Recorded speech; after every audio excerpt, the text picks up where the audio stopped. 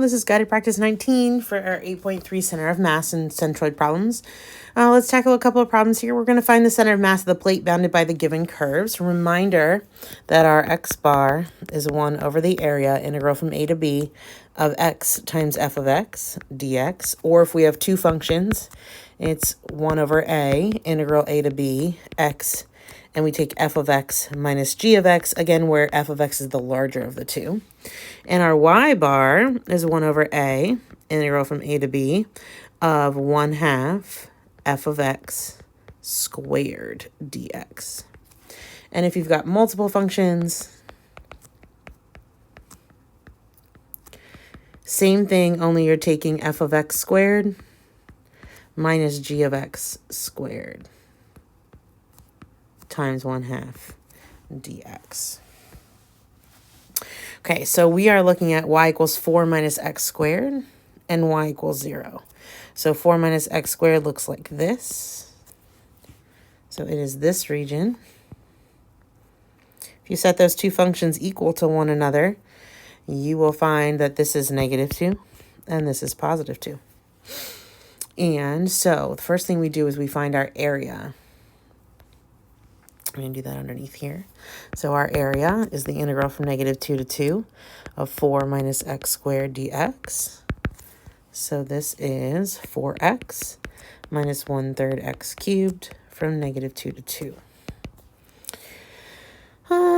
The other thing you could do, you could take half and double it. That would make it a little bit easier just on plugging in values. So this is 8 minus 8/3 minus -8 plus 8/3. So this is just 8 plus 8/3 times 2. And 24, I think this is 16/3. So this is 32 over 3 is your area. And so we're going to use that to find our x bar and our y bar. So for x bar, you're talking about 1 over the area. So I'm going to flip this around. 32 over 3 will become 3 over 32. Integral from, we're going from -2 to 2. And we want x times our function 4 minus x squared dx. So we're taking 3 over 32. Integral from -2 to 2 of 4x minus x cubed dx. And let's see, if we take our antiderivative, this is 2x squared minus 1/4 x to the 4th. And we're plugging in -2 to 2. So this is 3 over 32 times 2 squared is 4. That's 8 minus 16 over 4 is 4. And when we plug in -2 squared is 4. That's 8 minus 16 over 4 is 4. And this turns out to be 0. And that's not surprising, right? If this, we look at the region of this, where should the center of mass should be? If I'm making a guess, should be somewhere in here. And so if this is symmetric about the y-axis, then it should be at x equals 0. So that's not surprising. Then what we want to do is we want to find our y bar. So y bar is equal to 1 over the area, so 3 over 32, integral from -2 to 2 of 1/2 f of x squared. So 4 minus x squared dx. All right, so we pop out that 1/2, so that's 3 over 64, integral from -2 to 2 of 16 minus 8x squared plus x to the 4th dx. And that's 16x minus 8/3 x cubed plus 1/5 x to the 5th from -2 to 2. All right, we have 3 over 64 times. Now we plug in 2. That gives me 32 minus 2 cubed is 8, so minus 64 over 3. And 2 to the 5th is 32. So 32 over 5. And then when we plug in -2, so that's minus, -32, -2 cubed It's going to give us negative 8 times negative 8 is plus 64 over 3. And negative 2 to the 5th is negative 32 over 5. So again, this one doubles. So this is 3 over 64 times, let's see, 64 minus 32 over 2 plus 16 over 5. And with my trusty calculator, because you're getting too high for my liking,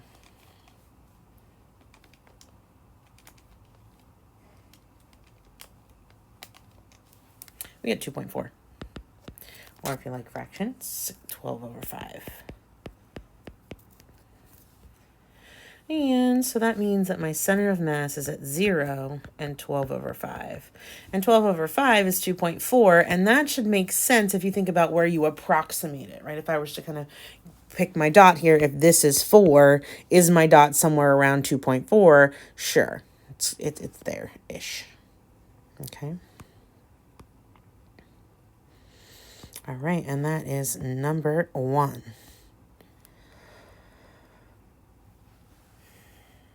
Moving on to number 2.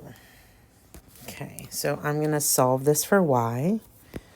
So we're going to subtract our 3x and divide by 2. So y is negative 3 halves x plus 3. And we got x and y. So we're taking the region bounded by this line. So 1, 2, 3. It's this little triangle right here. And now you could try a couple of different things here. To find the area, you could go ahead and take the integral. Remember, this is going to be, this is actually, this side is length 2, this side is length 3. So you could just find the area of this triangle by taking 1/2 the base times the height. So you could take 1/2 times 2 times 3, which would be 3. Or you could take the integral of the function from 0 to 2. And that should get you the same value, okay? So now to get my x bar, we want 1 over the area, so 1/3, the integral from 0 to 2 of x times my function, negative 3 halves x plus 3. And this will give us 1/3, integral from 0 to 3, negative 3 halves x squared plus 3x. Antiderivative here is negative negative 1/2 x cubed plus 3 halves x squared from 0 to 3. When we plug in 0, we get nothing, so it's just the first one. So this is negative 1/6 times, actually, let me not do that, 1/3 times. We plug in 3 cubed is 27, so negative 27 over 2, plus 3 squared is 9 times 3 is 27 over 2. Oh, that gives me 0.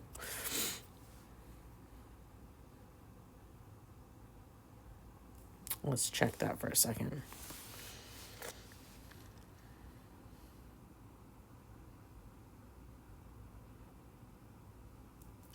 So I would not expect that to be there. So negative 3 halves x squared plus 3x. Let me check just to make sure.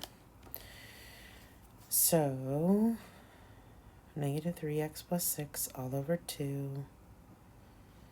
So negative 3x plus 6 divided by 2.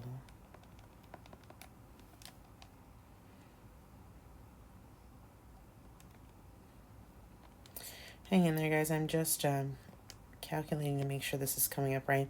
And the reason that I'm thinking about this is because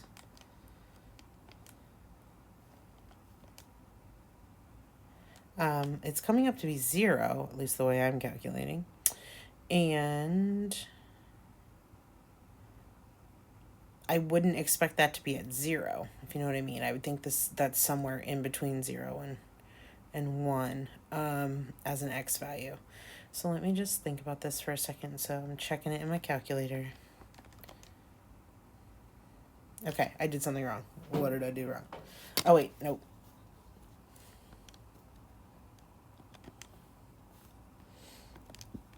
Let me check something. Okay, it should come out to be non-zero. So what are we doing, little? Let's start over. Okay, so our x bar should be 1 over 3, which is the area, integral from 0 to 2, of x times my function, negative 3 halves x plus 3. Right, and that's because when we have 3x plus 2y equals 6, we subtract the 3x over. So this is 2y is negative 3x plus 6, and divide everything by 2. So negative 3 halves x plus 3. So that's what goes in there. And then we are distributing that. This is negative 3 over 2 x squared plus 3 times x dx. Oh my goodness, I think I was plugging in 3 instead of 2, but let's check it out and make sure that I was just being ridiculous. Negative 3 halves, negative 1 half x cubed plus 3 halves x squared. So all of that was good to go. And then I took and I plugged in 2. So 2 cubed is 8. 8 over 2 is 4. So this is negative 4. Plus, when you plug in 2, 2 squared is 4. 4 times 3 is 12. 12 over 2 is 6. There we go. Now we're getting something that's not 0. And this turns out to be 2 over 3. That's much better. That's exactly what I would expect. And so if I'm finding my value, I have 2/3 as my x value. Whew. Thank goodness. Okay, and that's because the reason I'm thinking here is I want to be logical. So if I were guessing as to where the center of mass is, I'm guessing it's somewhere in here, right? Which you would expect the x value to be less than 1. So that's why when I came up with 0, it didn't quite make sense for me. All right, let's go get our y bar. Y bar is 1 over area, which is 1/3, the integral from 0 to 2, of 1/2 times our function squared. So negative 3 halves x plus 3. And we're squaring it. That's 1/6, integral from 0 to 2 of 9/4 x squared plus, or actually minus, 9x plus 9.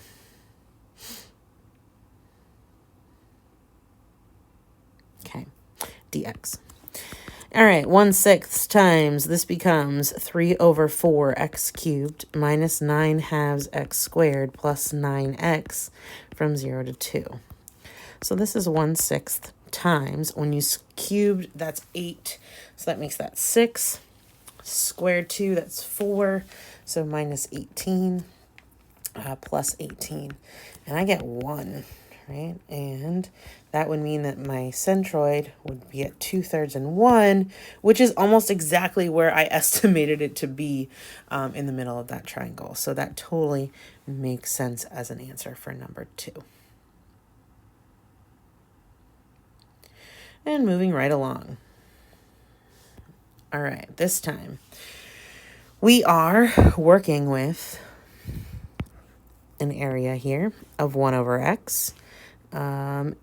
Between x equals 1 and x equals 2. So we're looking at this region. And so to find our area, we want the integral from 1 to 2 of 1 over x dx. And that's the natural log of x from 1 to 2. So the natural log of 2 minus the natural log of 1, which is the natural log of 2 because the natural log of 1 goes to 0. So when I go to find my x bar, let's see, natural log of 2,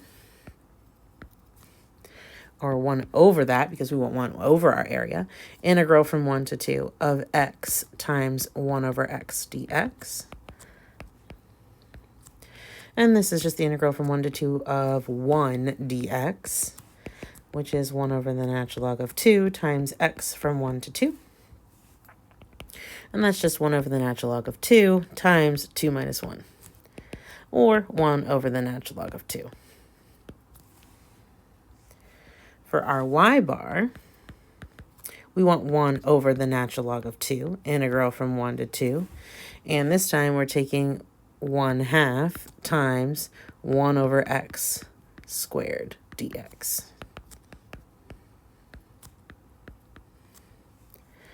All right, bring that 2 out front. This becomes 1 over x squared. I'm thinking of it as x to the minus 2. So when I find the antiderivative, this is negative 1 over x from 1 to 2. And so this is negative 1/2 minus negative 1 over 1. Not 7, but 1. So this is 1 over 2 ln 2 times 1/2. So this is 1 over 4 natural log of 2. And that means that my centroid is at 1 over the natural log of 2 and 1 over 4 natural log of 2, which